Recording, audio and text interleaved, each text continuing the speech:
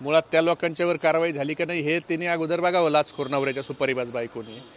आणि त्यावेळेला घटना घडल्या म्हणून आता बदलापूरची घटना तिला माफ करायची म्हणायचे का? का तिचा पण पूजा चव्हाणसारखं संजय राठोडसारखं तिचं काही सेटलमेंट झाली? मुळात असं आहे की बलात्कार हा बलात्कार आहे, मग तो कोणत्याही सरकारच्या काळात घडलेला असू द्या।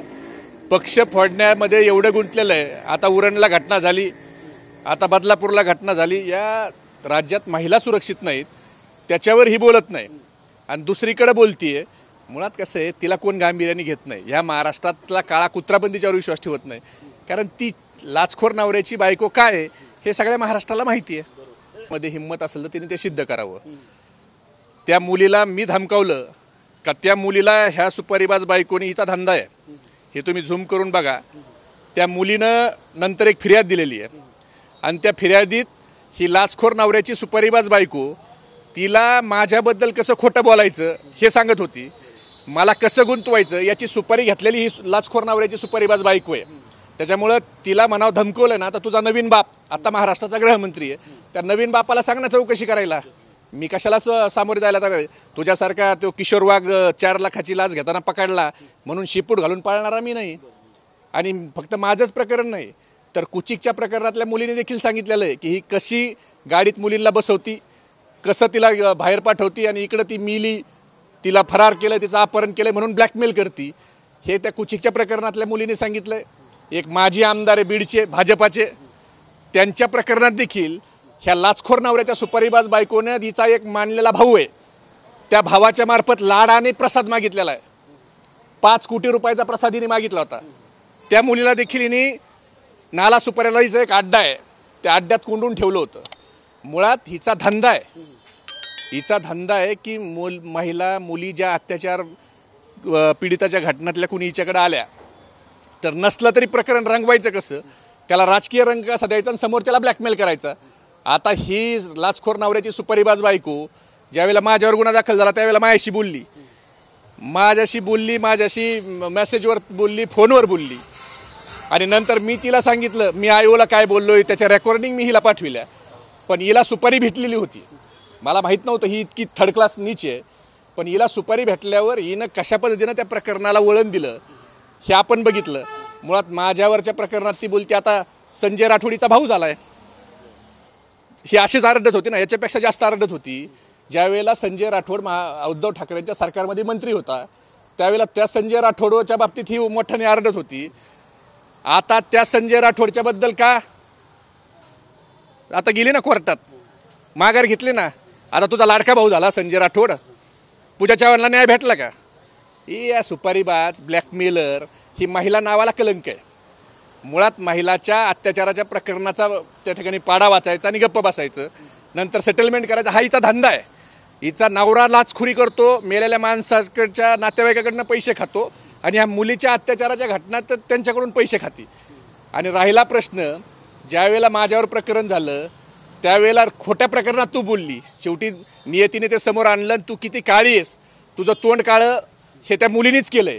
ज्या मुलीला तू शिकवत होती तिला बुद्धी भेटली आणि तिनेच सांगितलंय, मग त्याच्यावर तू बोल ना, त्याच्यावर का नाही तू बोलत की ती मुलीनी खोटं सांगितलंय का काय? हिचा धंदा आहे। मुलगी हिच्याकडे गेली की ही रेकॉर्डिंग करून घेते पहिलं मुलीकडून आणि मुलीला सांगते की तुम्ही सांगा की तुम्ही स्वतःहून माझ्याकडे आलात आणि मग घटलेली घटना मला सांगितली, असं रेकॉर्डिंग करून स्वतःकडे घेते, पहिले बोलायला लावती आणि हिच्या मोबाईलमध्ये रेकॉर्डिंग ठेवती, मग त्या मुलीचे मोबाईल काढती, तिला एका विशिष्ट ठिकाणी घेऊन जाते, तिथं तिचा घरच्याशी संपर्क होऊ देत नाही आणि परत प्रेसमध्ये अखंड तांडव करायचा, ती मुलगी बेपत्ता आहे, तिला मारलं गेलं, ही कुठं गेली, आणि ती काय नाटक करायला तर एकदम परफेक्टच आहे। म्हणजे माहेरच्या साडीतली अलका कुबल कमी रडल शेवटी ग्लिसरीन राऊंड रडणारी ही लाचखोर नवऱ्याची सुपारीबाज बायको आहे। हिचे सगळे धंदे हे काय आहेत काय नाही हे सगळ्या महाराष्ट्राला माहिती आहेत, पण बाकीच्या खोट्या प्रकरणात बोलणारी तो शेवाळे खासदार त्याच्याबद्दल ती महिला बोलली त्यावेळेला कुठे गेली होती? तो विजय देशमुख भाजपचा त्याच्याबद्दल एक महिलाने तक्रार केली त्यावेळेला ही कुठे गेली होती?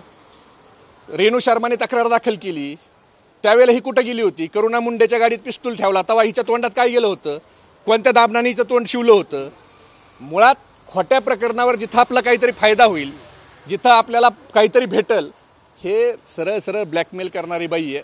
आणि ही लाचखोर नवऱ्याची सुपारीबाज ब्लॅकमेलर बायको आहे आणि हिच्यावर काळा कुत्रा विश्वास ठेवत नाही। माझ्या प्रकरणात मी अनुभवलंय, तिच्यात हिंमत असेल तर हिने आत्तापर्यंत किती महिलांना ब्लॅकमेल बैलाचा गैरफायदा घेतला, हिची नार्को टेस्ट करा।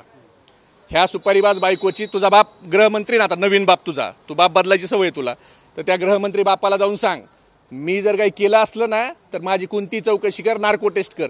पण त्याच्या अगोदर तू किती महिलांना नाला सुपाऱ्याला लपवलंस, कुचिक प्रकरणातली, बीडच्या माजी आमदाराच्या प्रकरणातली महिला, माझ्या प्रकरणातली महिला, हिला खोटं बोलायला सांगायचे, किती पैसे तू घेतलेस, किती पैसे मागितलेस, याची तुझी पण नार्को टेस्ट कर।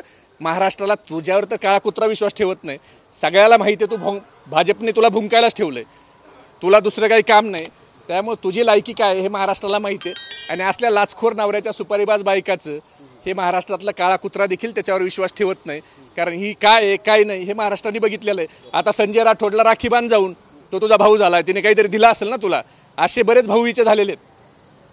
पण आपण पत्रकार परिषदेदरम्यान म्हणले की अनेक प्रकरणं जी आहेत ती बाहेर देखील काढणारे असं देखील सांगितलं। काय निर्लज्जम सदासुखी, तिचे प्रकरणं काढू ना, पण तिला काही तुकडा भेटत नाही, तिला काही भेटत नाही असं तिला वाटतंय, काहीतरी मला भेटल, मी हे फार भाजपच्या बाजूने भोगले तर मला काहीतरी विधान परिषद, काहीतरी तुकडा पदरात पडेल। मी आता तुम्हाला 3 प्रकरणं सांगितलेच की, एक बीडच्या माजी आमदाराचं प्रकरण सांगितलं ना, कारण तिची नार्को टेस्ट, तिची नार्को टेस्ट केली ना ते मशीन हँग होईल की एवढी मोठी ब्लॅकमेलर बाई ह्या महाराष्ट्रात नाही, भारतात कोणी बघितली नसेल। आणि कशात पैसे खाणारी हो, मुलीवर महिलावर अत्याचार होतो त्या पीडिताच्या याच्यात, म्हणजे कशाची दलाली करावी आणि त्या मुलींना आणि महिलाला कोंडून ठेवती, म्हणजे ही महिला नावावर कलंक आहे, फक्त महिला असण्याचा ही फायदा घेते, ही तशी महिला नावाला कलंक आहे। हिच्यापेक्षा त्या राजरोज अक्का बऱ्या, जे करतात ते उघड माथाने करतात, हिच्यासारखा साळसूतपणाचा आव आणून त्या ठिकाणी असं करत नाहीत। आणि मी तर कधी तयार आहे हो नार्को टेस्ट करायला, तुझ्या बापाला सांग आणि तुझी कर माझी कर, तू त्या पुरीला काय शिकवत होती आणि मी केलाय का नाही त्याच्यावर बलात्कार, आणि हिच्यावर माझा डिफॉर्मेशन आहे 50 लाखाचं, हायकोर्टापर्यंत माझ्या बाजूने निकाल लागलाय। दुसरं एक सिव्हिल आणि एक क्रिमिनल डिफॉर्मेशन मध्ये माझ्या बाजूने निकाल लागलाय। आता तू सिद्ध करून दाखव ना, मी बलात्कार केलाय ना, तुझ्याकडे काय पुरावा आहे दाखव। त्या मुलीने सांगितलंय तू तिला कसं शिकवत होती। रत्नागिरी 24 न्यूज चॅनलला आताच सबस्क्राइब करा आणि शेअर करायला विसरू नका।